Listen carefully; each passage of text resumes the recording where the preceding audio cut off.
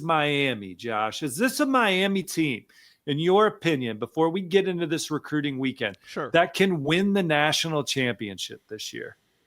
I want to see a little bit more tonight. Man, it's kind of crazy with Cam Ward, the number 1 overall pick. They go to the Pop-Tart Bowl. And now without Cam Ward, this roster is finally, it was close, I think, to what Mario Cristobal had envisioned, but now it's what he really wants in terms of having that physicality up front. We're going to see that on display tonight. Miami versus Florida. Florida has a couple defensive linemen out. We're going to see Miami become very physical. Jackson Cantwell is on hand for this one. Jackson Cantwell is going to love what Miami does tonight. But to your question, do I think that they can win the national championship? Boy, I think they can make a run. I don't know if they can, they lost a couple playmakers at wide receiver. They still have, Malachi Tony has stepped up as I think he just turned 18 years old. He's done a phenomenal job. They got some playmakers in the backfield. I wouldn't be shocked if they made it to the national championship game this year. But it's kind of funny doing it after Cam Ward graduates. Look, they went into the portal and spent the highest price free agent in the portal is under center right now for Miami. It's Carson Beck. He's played in a bunch of big games. I love his toughness, the way he can bounce back from a bad play, bad throw, bad game, and think he's going to score on the next possession.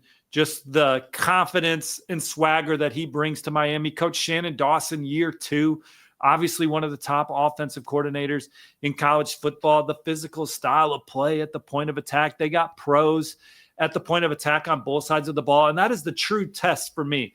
Can you win at the end of the season? Can you beat the Georgias? Can you beat the Ohio States, Notre Dame last year? Those kind of programs that are just – ferocious at the point of attack with elite players, future pros, high draft picks. You look at Miami's too deep on both sides of the ball, and you see guys like Francis Mauigoa and Ruben Bain, and you're like, they can compete. They can roll. Yeah. And so I like where Miami's at as a program. The question for me is where Coach Cristobal and his staff got to have this team peaking at the end of the year. And that, in a sense, is an art for coaching. And it separates good coaches from great coaches. And then to consistently do that for a long time, you become a legendary coach, right? Mm-hmm. So there's no question in my mind, Mario Cristobal is a good coach. He's an elite recruiter. This is a year where he has a chance to go to another level, be considered a great coach. And so we'll see if he has the Hurricanes peaking at the end of the year. But the Hurricanes have a lot of momentum on the recruiting trail, a lot of mojo, a lot of excitement. Hard Rock Stadium is going to be rocking again tonight. And Miami's going to land their fair share of these guys that are visiting. A lot of the guys I'm referring to are 2027s and 2028s. We'll see on these 2026 that are flip targets. You got to start with Tank Jones because he was the first one we reported this week. Here, I got all the flip targets in front of me. We'll get to let me just lay it out. These are just 2026 flip targets. You got Anthony Tank Jones, Oregon commit. Nolan Wilson, Bama commit. No, James didn't make it. Tyreek Green, Georgia commit. Isaiah Broughton, UNLV. Justice Fitzpatrick, Georgia. Wide receiver Marquez Daniel, UF. Wide receiver Calvin Russell, Syracuse.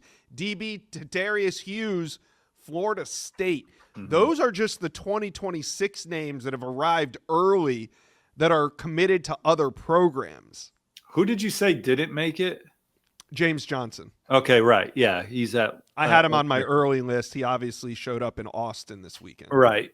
Well, Tank Jones is the exciting one because it's his second visit. Mm-hmm. And yeah, Jason Taylor, the relationship there.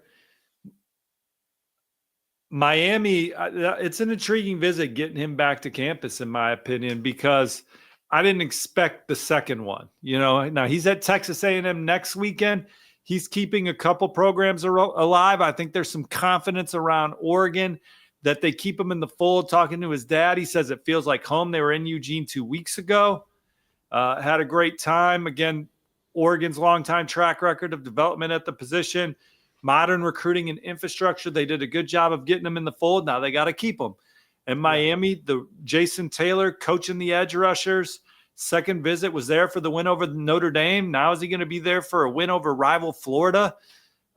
It couldn't pick another great game for him to be at. Then he's at Texas A&M next weekend. The Aggies probably had the best relationship with him from beginning to end. So maybe their program to watch. Going to be a huge recruiting weekend at Texas A&M for their game against Auburn.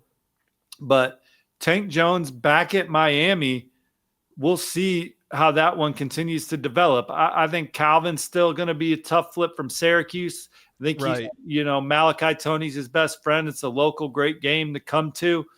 We'll see how that falls at the end. Obviously, his mom was a terrific basketball player at Miami, but Syracuse is where he wants to be. Fran Brown in the Orange went into Death Valley today. 2 weeks ago, they barely beat UConn. 3 weeks, they're running in the end zone. Then they beat up on Colgate, but they weren't running in the end zone to beat up on Colgate. They were running in the end zone to remind you of the standard of play, and they went down to Clemson and got a win today. So he'll be a tough flip, and we'll see who Miami's even on the gas for. They'd love to land Nolan Wilson, I can tell you that. Top 100 defensive lineman, committed to Alabama. He was supposed to be at the Notre Dame game, had some travel complications. Both those visits were set. This isn't a pop-up visit. He was always visiting for the Florida game. Now, he may end up at LSU soon, just visiting with some of his peers. But Miami is the one that gave him a lot to think about before he committed to Alabama. Now, Alabama was first to offer him. They got him on campus for a visit before he even had a Rivals on 3 profile. That's how early they were on Nolan Wilson. First to offer him, committed him. Done a really nice job recruiting him. But this is a guy that Miami covets. This is a guy that they view as a championship level player. They'll do what they got to do to try and land him. So we'll see. We'll see what that means for his recruitment moving forward. But there's not someone in Hard Rock that they're more excited to see than Nolan Wilson today. I can tell you that. Yeah, Fitzpatrick absolutely. Too. And Canes are up 7-0 early in this one. Now, there's 2 names on here that really intrigue me, and I can't wait till we tape the Wiltfong Whip Around in a couple days to kind of get the reaction from this one. But Tyreek Green, the DB committed to Georgia. Miami felt like they were really in that one when he committed to Georgia in the summer. It went really quiet for months with Tyreek Green, but I'm told that they were kind of working this one behind the scenes, and there might be a little traction there. I'm not saying Tyreek Green's going to flip from Georgia or anything like that, but I was interested to see his name, and also Florida Gator wide receiver Marquez Daniel, because that was a late, he didn't put his name out there that he was attending, kind of a late ad to go watch your team on the other team's sideline. So, Calvin Russell, I saw some tweets. He walked in, like you said, he has a great relationship with Malachi Tony. He walked in with a Malachi Tony poster into Hard Rock Stadium. So and he was wearing a Malachi Tony T-shirt for the Notre Dame game. That's his boy. He's proud. His boy. He's proud. And then you got him. Tadarius Hughes, who is committed to Florida State. They're having a great season, but his name keeps on popping up on these Miami visit lists. Miami's playing the long game with a lot of guys. I think one of the most interesting names is Justice Fitzpatrick also, who is an elite corner that Miami wants to continue to show him that he can play elite football in Coral Gables. Yeah. Boogie, who's committed to Georgia also, family's in great communication with Georgia. They're going to be at the Georgia-Alabama game next weekend. We'll see if Fitzpatrick's there also. So I think it's the long game for Miami. Keep it rolling on the field. We know they got the resources to make a move on some of these guys at the end. Tank Jones, Nolan Wilson are kind of the most intriguing ones for me.